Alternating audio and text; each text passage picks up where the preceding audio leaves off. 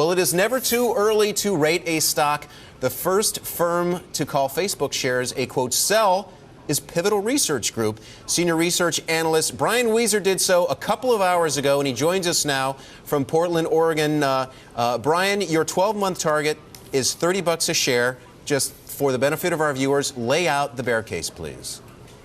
Sure. Well, we think there are several concerns that have to be accounted for on a risk-adjusted basis. Simply, Facebook is a risky stock, and those risk factors are really driven by the fact that the ad model is as yet unproven. Although it's very promising, over a long term, it is not yet a proven business model. We know that the operating costs are certainly rising and are likely to keep going up as the company continues to focus on large brands as a primary means of monetization. That's a good thing, by the way, but it's going to be expensive. We think that the capital expenditures are high at $2 billion a year, likely this year, 1.8 maybe, but rising on an ongoing basis as the company continues to focus maniacally on customer experience and consumer experience. So that number is not going to be low. Take whatever your EBITDA number is, but you've got to take the CapEx out to get to the cash flow.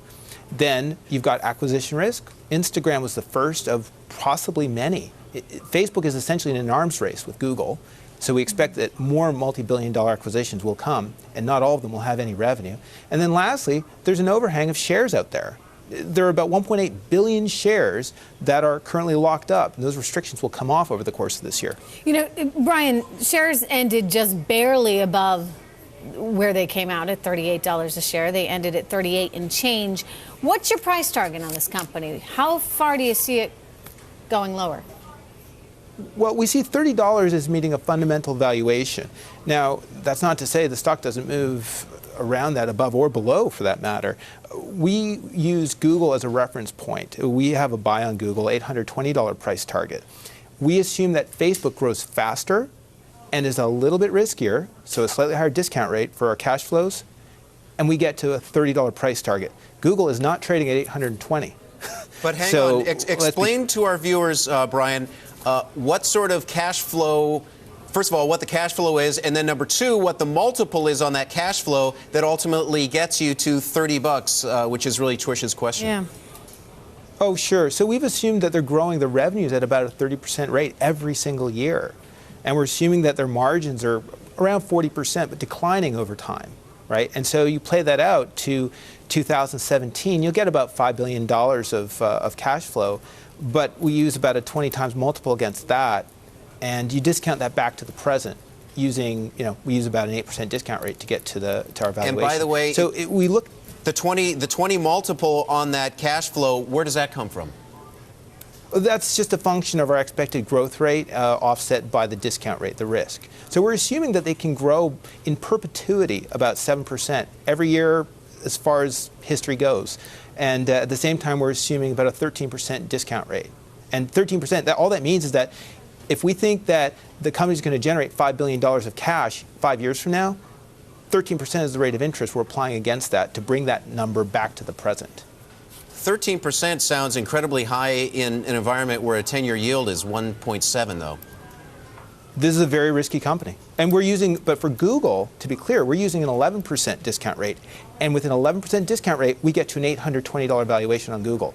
It seems inconceivable to us how Facebook could be above $30 and Facebook not be $820. But Brian, let me play devil's advocate here and talk a little bit through some of the points that Sam, who was just on, and had bought Facebook at $2 a share back in 2008, now has a $200 million investment, didn't sell one share today.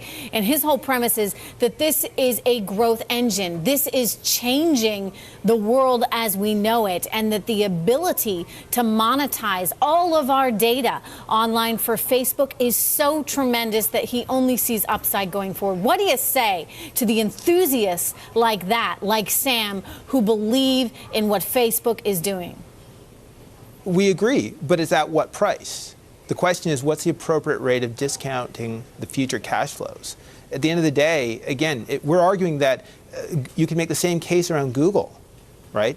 And we think Google is a less risky story because so much of Google's business is known and understood. So you can't have both things be true. If you think Facebook should be a $40, $50 stock, Google is a $1,200, $1,500 stock.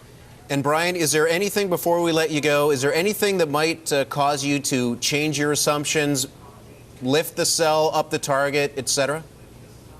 Well, our target is where our target is, but I think it comes down to really de-risking the company in so many ways.